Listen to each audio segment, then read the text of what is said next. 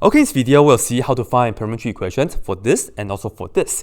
Notice that for the first one, we have a semicircle going from 0, 0 to 4, 0, and notice that this right here is the what? Clockwise direction.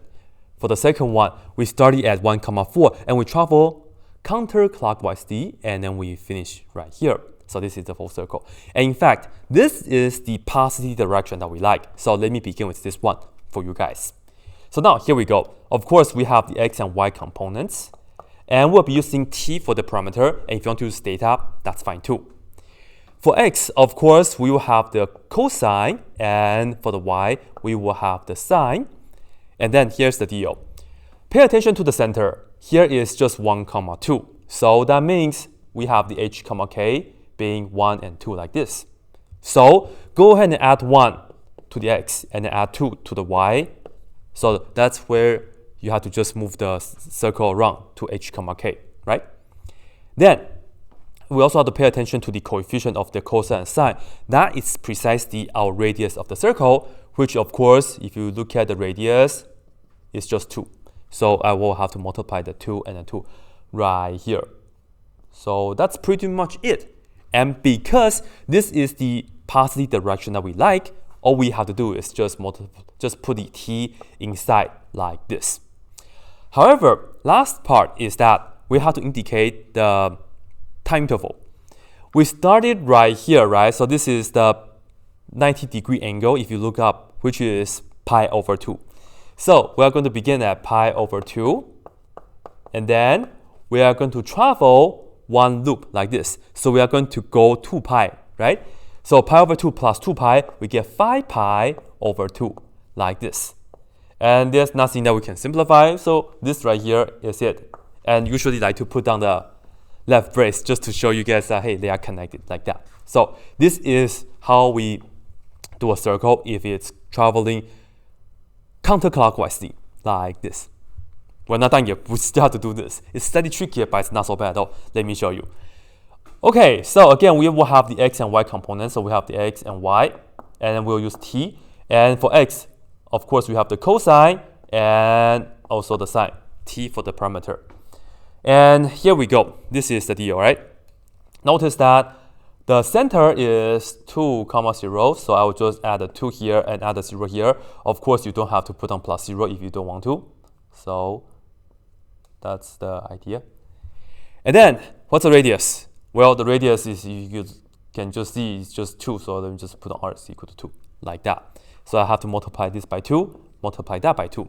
That's good. Now, here's the tricky part.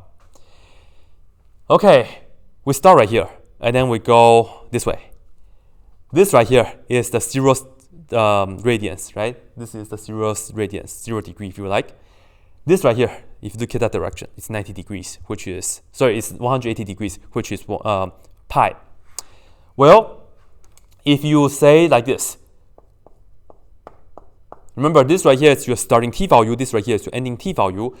If you want to say, hey, we start at pi and then end it at 0, there's something horribly wrong with this, because this number shall always be smaller than that number. So unfortunately, we cannot do this. So this is what we have to do. Yes, it's 0 and pi, but I will really have to put on 0 and pi like this. But if I put on 0 and pi, and if the inside I just enter t and t like this, then this parametric equation will actually give us a semicircle going from here to there. Going from here to there. You guys can go ahead and try it, right? So we have to make a change. Change is good, and this is how we can make a change. Here is the time interval, right? So go ahead and just look at this and look at that. We are going to add them up, right? So we have 0 plus pi, which is just pi. And then you are going to minus t like this. In fact, this right here will be our new input for the cosine and also the sine.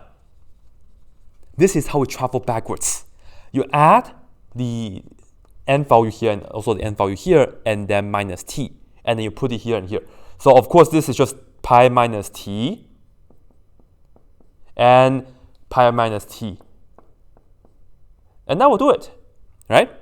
Some of you guys might notice that if you actually just enter negative t and negative t, that actually works for this particular case because we have a semicircle on the top, like that, right? However, if you want to travel backwards in general, you always have to add this and that together and then minus t so that you can actually travel backwards. So that will be the idea.